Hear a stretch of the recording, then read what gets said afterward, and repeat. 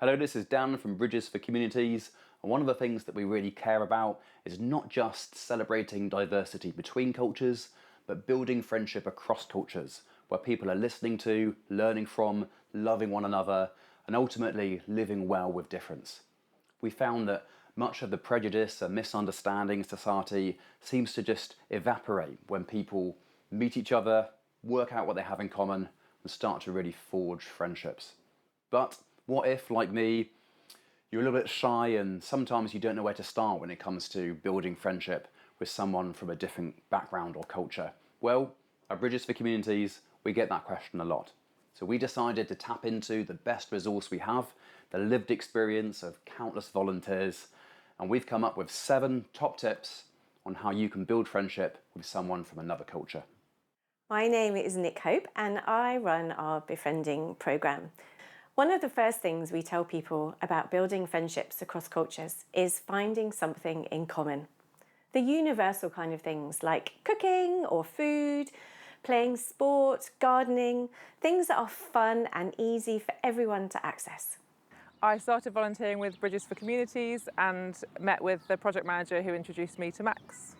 When I meet with Sarah, sometimes we go to walk in the park, chatting, or sometimes we meet in the coffee because we love coffee. As you find this common ground, you can begin to build shared experiences, things that you can do together, which then will give you even more to talk about. So Max speaks Spanish originally. My parents are both learning Spanish and they came to visit and we all went to Tintersfield together. It was great. They did all speak Spanish and leave me out, but it was really nice to see them all being happy. We have volunteers who play football together, they sew together, they might go on long walks or go swimming, they do woodwork or pottery or cooking. There are so many options out there. So pick something that you might want to try. And tip number 2, build shared experiences. Assalamu alaikum. My name is Bushra. I run our Peace Feast program event. One of my tips is to give and receive hospitality. Hospitality is an essential part of our culture and all our life. For example, when you cook for someone a meal, that shows a love and respect. But what about if someone cooks for you and enjoy with this person? That shows an honor for them as well. Sometimes we meet in a house for make some food from my country. So I went around to Max's friend's house who are also from El Salvador. They made pupusas for me and fed me so much and sent me home with leftovers. So it was a great day.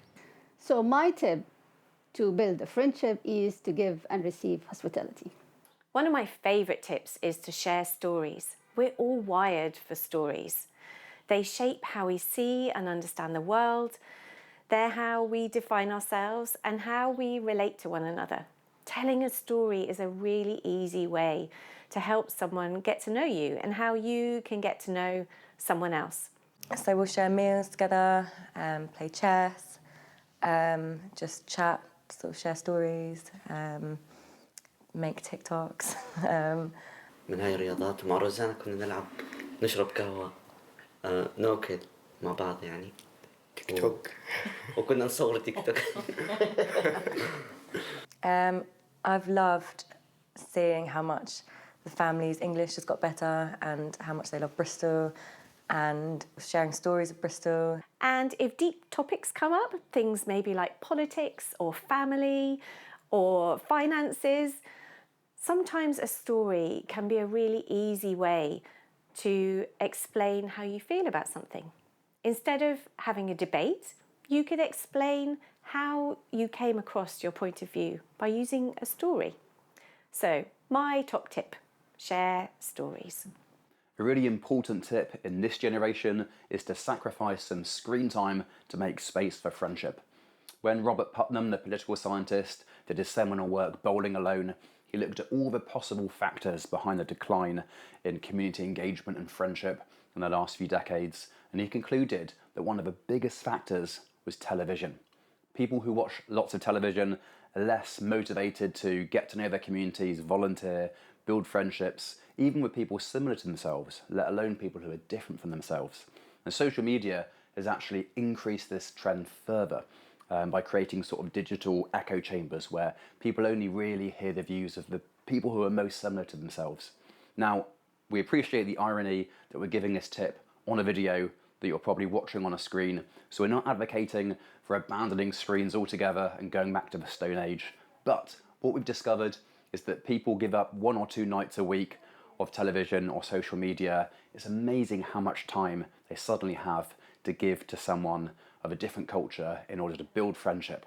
And we always say, think of the opportunities out there to learn from someone outside of your physical or digital bubble if you just create the space. So, tip number 5, sacrifice some screen time to make space for friendship.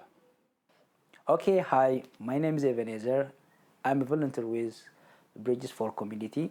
One of my favorite tips for building friendship across cultures is to be kind. Every culture understands kindness.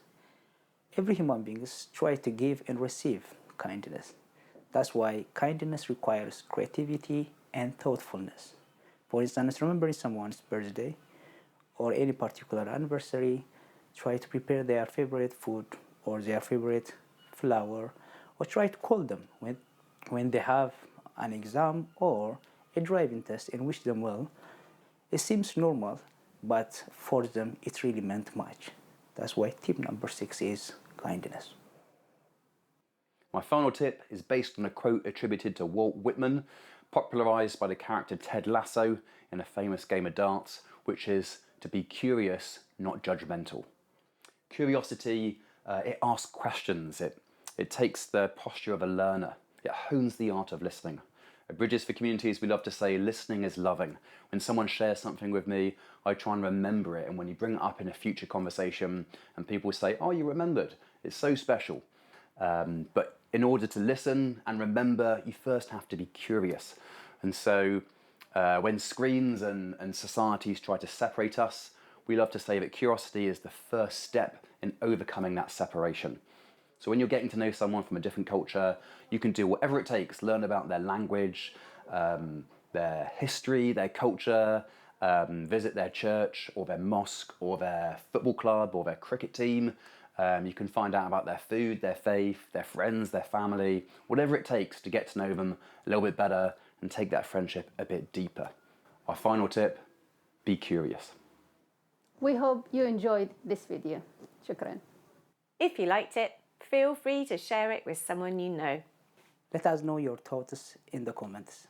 Subscribe to our channel and stay tuned for more top tips.